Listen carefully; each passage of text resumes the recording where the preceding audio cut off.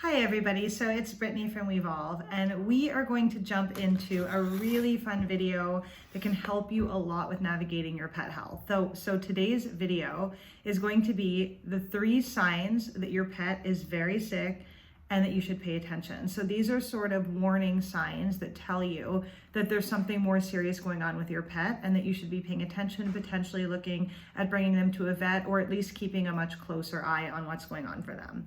The first is avoiding contact, hiding, or lethargy. So they fit into one category. So if your pet is suddenly not just keeping a little distance, but like hiding under tables, hiding under beds, hiding in closets, really avoiding any contact, being touched, avoiding any normal behavior that they would have. If a pet has something very mild, like a stomach flu, or they ate something bad, they might be avoiding a little bit and just be more lethargic and just kind of sleeping in their bed and not really interacting with you. But the sign to watch out for is if your pet is literally like hiding and avoiding at all costs human contact or contact with other pets in the home. This could be a sign that they're really not feeling well and that something more serious could be going on. The second thing to look out for is if a pet is dragging any body part or keeping very close to the ground. So for instance, this could be like your pet seemingly having an injury, but you don't really know what happened without seeing any actual blood or any animal attack or anything, but just like an animal getting very low to the ground and sort of dragging itself, having not a lot of physical energy, feeling like not being able to walk properly, and not necessarily just a limp. I'm talking like literally dragging their body part in one way or another, or seeming as if they just don't have the life force to like move in the way that they normally would without you actually being aware that something specific happened. So this could be a sign that the animal is really suffering or has ingested something that was very toxic, or just has something going on inside their body that's really affecting their life force, and they're having trouble actually like moving into even a safe place. So that's really a sign that there's something more serious going on and that getting your pet checked out by a vet would be a good idea.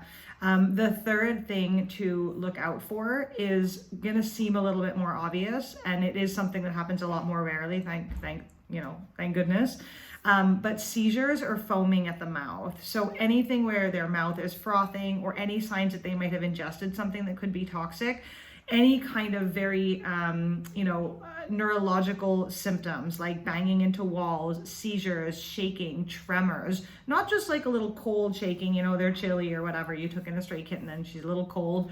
I mean like tremors that really last many hours and regardless of heating their body, actual full-on seizures, like the animal shaking, anything that seems neurological. In other words, they seem very disoriented. They seem very confused, like they're looking around as if they've been drugged. Anything like that could be a sign that there's something in the brain or in the spinal cord or neurologically or with the nerves or with their perception, or they've consumed something that could be toxic, and that is worth checking out and getting things screened sort of at a vet and seeing, figuring out and deciphering what's going on with your pet. So I have many other videos where I talk about pet health and what to do if these things do happen and how to navigate vet visits and everything you need to know about what to feed your pets, how to help them avoid things like this, how to like pet proof your home, like natural products and things to use, what to do if your pet gets different infections. I literally have like everything you ever want to know about pet health.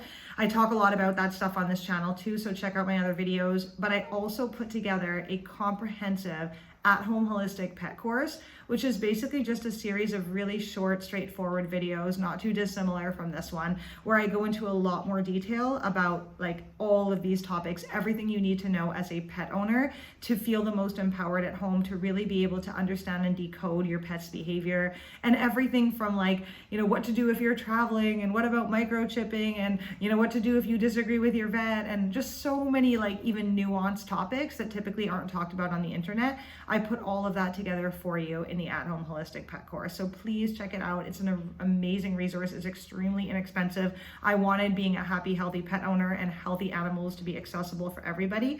So I'll link that down below for you guys, and I hope you enjoyed this video. I'll talk to you soon.